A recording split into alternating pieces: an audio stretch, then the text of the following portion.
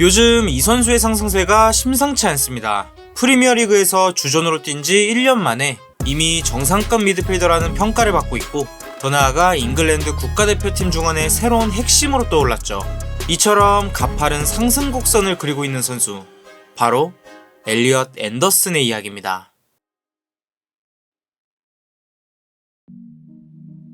물론 앤더슨의 커리어가 처음부터 길이 활짝 열려 있었던 건 아니었습니다. 모든 빅클럽들이 노리고 있는 지금과 달리 불과 몇 년 전만 해도 다른 클럽에서 딱히 원하지 않는 유망주에 지나지 않았죠. 2022년 1월, 당시 19살이었던 앤더슨은 꾸준한 출전 시간을 절실하게 원하고 있었습니다. 이미 1년 전에 교체 출전으로 1군 무대를 2차례 경험한 적이 있었지만 이는 성장하기엔 턱없이 부족한 시간이었죠. 그래서 클럽과 앤더슨이 선택한 건 바로 임대를 가는 것이었습니다. 하지만 아까 말씀드린 것처럼 그는 아직 다른 클럽에서 1순위로 데려갈 만큼의 재능으론 보이지 않았죠. 그로 인해 챔피언십의 루턴 타운도 협상을 철회했고, 플리트우드 타운과 노샘프턴의 관심 역시 결국 구체적인 협상까지는 이어지지 않았습니다.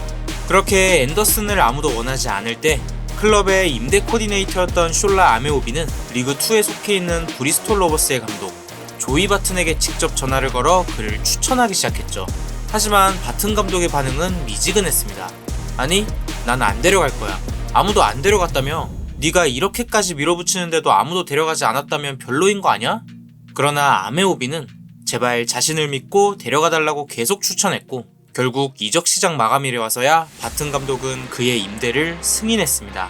당시 브리스톨 로버스는 11승 5무 9패를 기록하며 9위에 위치했었고, 이는 승격을 하기엔 약간 애매한 위치였죠. 하지만 앤더슨은 합류하자마자 팀의 흐름을 완전히 바꾸기 시작했습니다. 그는 곧바로 여러 차례 MOM에 선정되는 활약을 선보이며 임대생에게 기대할 수 있는 수준을 훌쩍 넘어선 모습을 보여주고 있었죠. 그러자 앤더슨에겐 다소 거창할 수도 있는 새로운 별명이 붙기 시작했는데, 뉴캐슬 출신이라는 의미의 조르디, 그의 플레이에서 떠오르는 이름 마라도나, 붙여서 조르디 마라도나였죠. 그리고 시간이 흐르면서 이 별명이 전혀 과하지 않다는 걸 몸소 증명하고 있었습니다. 2022년 5월 7일, 클럽은 시즌 마지막 경기를 앞두고 리그 4위를 기록하고 있었습니다. 그리고 리그2 같은 경우 3위까지는 리그1으로 다이렉트 승격할 수 있고 4에서 7위는 승격 플레이오프를 거쳐야 했죠. 그로 인해 클럽이 3위로 올라서기 위해선 마지막 경기에서 승리를 넘어 다득점이 필요했습니다. 하지만 3위였던 노샘프턴 타운이 마지막 경기에서 3대1로 승리하면서 클럽이 그들을 제치려면 무려 7골이 필요했죠.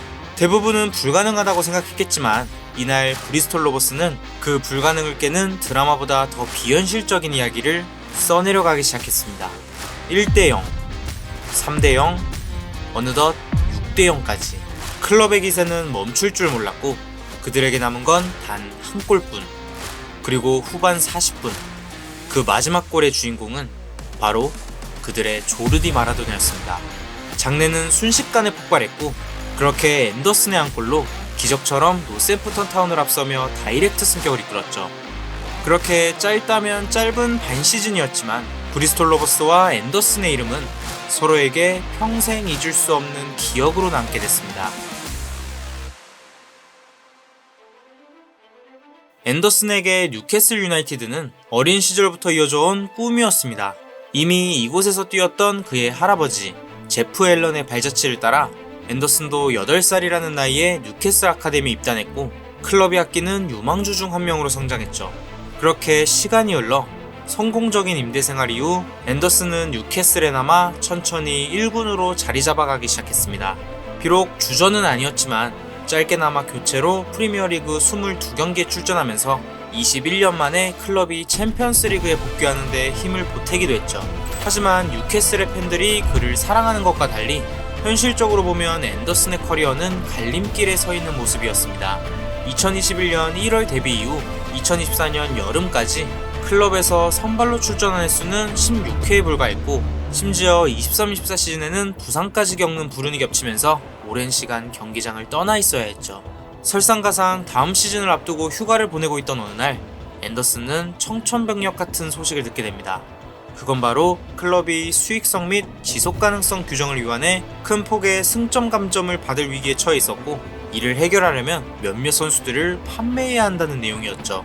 그리고 그 리스트엔 앤더슨이 있었습니다. 그는 자신의 꿈이었던 이 클럽을 정말 떠나고 싶지 않았지만, 아이러니하게도 자신이 떠나야지만 이 클럽을 살릴 수 있었죠. 여기서 잠깐, 유망주를 떠나보내야 했던 건 아쉬운 일이지만 여러분의 정보만큼은 꼭 지키셔야 합니다. 요즘엔 카페 와이파이 같은 공공 네트워크를 사용할 일이 많아졌죠. 하지만 이런 환경에서는 여러분의 계정, 이메일, 은행 정보, 검색 기록까지 그대로 노출될 수 있습니다. 바로 이때 서프샤크 VPN을 이용하면 여러분의 정보를 지킬 수 있는데요. VPN은 본질적으로 인터넷을 사용할 때 암호화된 가상 터널을 구축합니다. 이를 통해 사용자는 IP 주소를 숨길 수 있어 네트워크 서비스 제공자, 해커 또는 사용자의 온라인 활동이 모니터링되는 것을 방지할 수 있죠.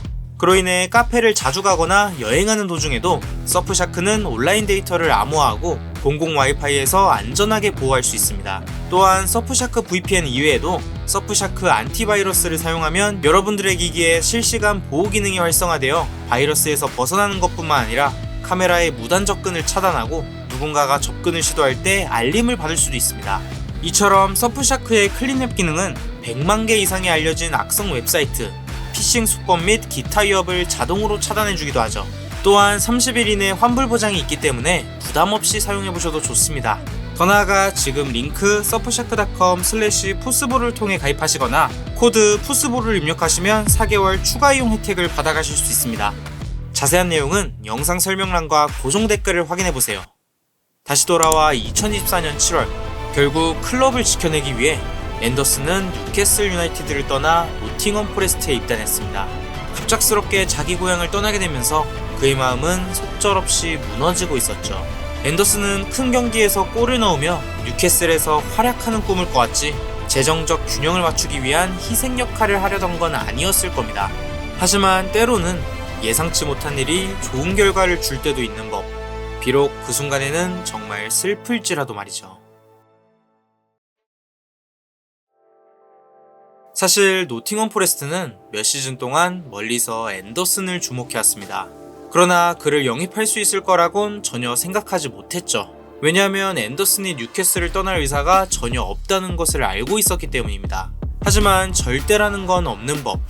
노팅엄 포레스트에겐 예상치 못한 기회가 생겼고 그 기회를 결코 놓치지 않았죠. 그리고 아이러니하게도 앤더슨의 커리어는 이곳에서 만개하기 시작했습니다. 당시 감독이었던 누누는 앤더슨의 다재다능함을 팀 전술의 중요한 자산으로 여기고 있었고 그에게 새로운 역할을 요청했죠. 뉴캐슬 유나이티드에선 중앙 미들필더 또는 더 전진된 공격적인 역할을 맡았다면 노팅엄 포레스트에선 더블 피봇의 일원으로 더 깊은 위치에서 경기를 조율하는 역할을 맡으면서 공수 양면을 모두 해낼 수 있는 선수임을 증명해가고 있었습니다. 또한 데뷔 이후 처음으로 프리미어리그에서 주전으로 활약하면서 첫 시즌 만에 클럽의 핵심이 됐죠. 그 결과 지난 시즌까지만 해도 강등권에서 허덕이던 클럽은 24-25 시즌엔 리그 7위로 시즌을 마쳤고 무려 29년 만에 유럽 대항전 티켓을 손에 넣을 수 있었습니다. 그리고 앤더슨의 상승 곡선은 여기서 멈추지 않았죠. 2025년 9월 꿈에 그리던 잉글랜드 국가대표팀에 데뷔했고 더 나아가 그의 에너지는 잉글랜드 중원의 새로운 핵심으로 떠오르기에 손색 없었습니다. 그리고 머지않아 2026 북중미 월드컵 명단 속에서도 그의 이름을 보게 될지도 모르죠. 앤더슨은 더 이상 유망주가 아닙니다. 지금의 그는 프리미어리그 정상급 미드필더이며 B클럽의 관심을 한몸에 받고 있는 선수죠. 이제 그에겐 또다시 선택의 순간이 다가오고 있습니다.